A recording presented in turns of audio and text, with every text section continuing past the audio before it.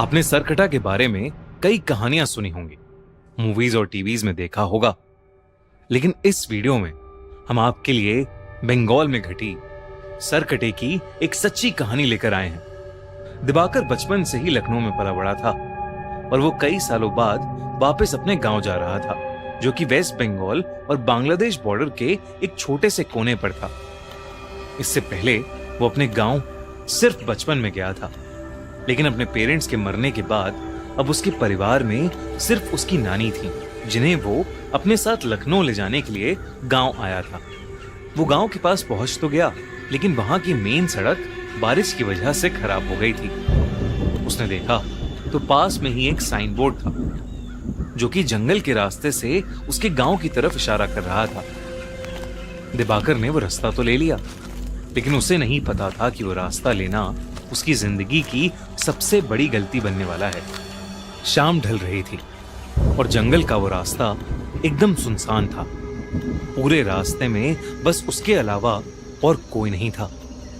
कुछ दूर जाते ही दिवाकर को अजीब सा भारीपन लगने लगा और उसे ऐसा महसूस हुआ कि कोई 10 फीट का आदमी एक झाड़ी के पीछे खड़ा उसकी तरफ देख रहा है।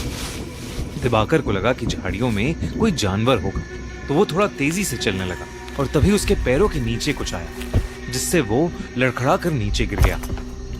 जैसे ही उसने पलट कर देखा तो उसके रोंगटे खड़े हो गए।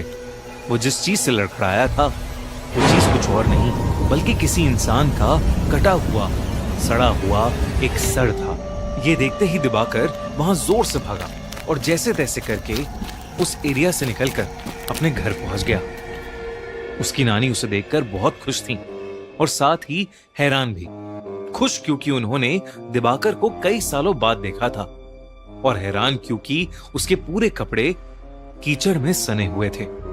उसने अपनी नानी को बताया कि वो जंगल वाले रास्ते से आया और उसे वहां एक कटा हुआ सर दिखा। ये सुनते ही उसकी नानी का चेहरा एकदम सफेद पड़ गया। उन्होंने बताया कि वो जंगल का रास्ता गांव में कई सालों से सुनसान है, क्योंकि वहां स्कोंदो काटा यानी सरकटा रहता है। कहते हैं कि उनके गांव में एक लंबा चौड़ा पहलवान लड़का रहता था। एक दिन उसे एक लड़की से प्यार हो गया, और जब उसने उस लड़की से अपने प्यार का इजहार किया तो उस लड़की के परिवार वालों ने उसको बहुत मारा और उसकी बहुत बेइज्जती की। उस दिन के बाद से वो लड़का एकदम पागल हो गया और उसने अपने पागलपन में एक रात उस लड़की को जान से मार डाला। उस लड़की के परिवार वालों ने उसे ये करते हुए देख लिया और उस लड़के को जंगल में ले जाकर उसका सर काट दिया। उन्होंने उस लड़के के सरकटे शरीर को उसी जंगल में छोड़ दिया और कहते हैं कि तब से सरकटे की आत्मा अभी भी उस जंगल में भटकती है और वो अपने बदले की आग में जलता रहता है। कहते हैं कि अगर वो किसी को एक बार दिख जाए तो वो उसे भी मारकर सरकटा बना देता है। दिवाकर ये कहानी सुनकर चौंक गया था, लेकिन उसे इस कहानी पर विश्वास नहीं था। उसने अपनी नानी को कहा कि जो उसने जंगल में देखा वो कोई आत्मा नहीं थी, बस एक मरे हुए आदमी का सर था।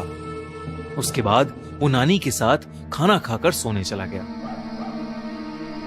जैसे ही आधी रात हुई, दिवाकर को सोते हुए ऐसा लगा कि जैसे कोई धीमी सी आवाज में उसे पुकार रहा है। उसने उठकर देखा तो उसके कमरे में कोई नहीं था। उसे लगा कि शायद उसकी नानी होंगी, पर जब वो उनके कमरे में गया तो वो गहरी नींद में सो रही थीं। उसे ये अपनी थकान का नतीजा लगा और वो फिर से सोने चला गया। लेकिन उसकी आंख लगते ही उसे फिर से वही आवाज सुनाई दी। दिवाकर ने देखा कि वो उसी जंगल में है और उसके ठीक पीछे एक 10 फुट लंबा आदमी खड़ा है और उसके हाथ में उसका कटा हुआ सर है। वही भयानक सड़ते मांस वाला कटा सर जो उसे रास्ते में दिखा था। वो सर अब दिवाकर से मदद मांगने लगा और उससे कहने लगा कि क्या दिवाकर उसका सर उसके शरीर पर वापस जोड़ सकता है। और मदद मांगते ही वो सर कटा बहुत ही भयानक तरीके से हंसने लगा और अचानक दिवाकर की नींद टूट गई। लेकिन जैसे ही दिवाकर की आंख खुली, वो कटा सर उसके ठीक सामने हवा में तैर रहा था और वो कटा सर वैसे ही भयानक तरीके से हंस रहा था। दिवाकर के होश उड़ चुके थे, लेकिन वो अपने बिस्तर से हिल ही नहीं पा रहा था। वो डर के मारे जोर से चीखा और तभी उसकी नानी उसके कमरे में आई और उन्होंने कमरे की लाइट्स ऑन कर दी। लाइट्स ऑन करते ही वो कटा सर वहां से गायब हो गया। जब नानी ने उससे पूछा कि उसे क्या हुआ है, तो दिवाकर ने अपनी नानी से कहा कि उसने बस एक बुरा सपना देखा है। उस रात दिवाकर सो नहीं पाया। उसने गांव वालों से उस सरकटे के बारे में कई किस्से सुने, जिसमें से एक किस्सा ये भी था कि वो सरकटा लोगों से अपने सर को जोड़ने के लिए मदद मांगता है और अगर किसी ने उसका सर जोड़ दिया तो वो पूरे गांव का विनाश कर देगा और जो लोग उसका सर जोड़ नहीं पाते वो उन्हें मारकर अपने जैसा सरकटा बना देता है। उस रात जब दिवाकर अपने कमरे में सोने के लिए गया तो उसने देखा कि खिड़की के बाहर एक अजीब सा लंबा सा आदमी शॉल ओढ़े खड़ा है। वो देखते ही दिवाकर घबरा उठा। अचानक से उसका दम घुटने लगा। उसने देखा कि उस सरकटे का सर उसके ठीक पीछे है और वो अपने बालों से उसका गला दबा रहा है। इससे पहले कि वो कुछ कर पाता, उसे कमरे में एक तेज हवा का झोंका महसूस हुआ और वो एकदम से बेहोश हो गया। कुछ देर बाद जब दिवाकर की आंख खुली तो उसकी नानी उसके सामने थी। दिवाकर अपनी नानी को देखकर रोने लगा और उसने अपनी नानी को सरकटे के बारे में सब कुछ बताया। उसकी नानी बेहद घबरा उठी। दोनों ने डिसाइड किया कि वो सुबह होते ही उस गांव को छोड़ देंगे। उसकी नानी दिवाकर के कमरे में उसके साथ ही लेट गई। लेकिन कुछ ही पलों में जब नानी की आंख खुली तो दिवाकर बेड पर नहीं था। उन्होंने पूरे घर में उसकी तलाश की, लेकिन वो कहीं नहीं मिला।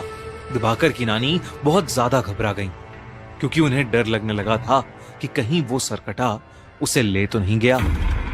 उन्होंने गांव वालों से मदद मांगी और वो सब उसे ढूंढने में लग गए। जैसे ही वो जंगल में पहुंचे, उन्हें किसी के जोर से गुर्राने की आवाज आई। तब उन्होंने देखा कि दिवाकर एक बड़ी सी तलवार लेकर खड़ा है।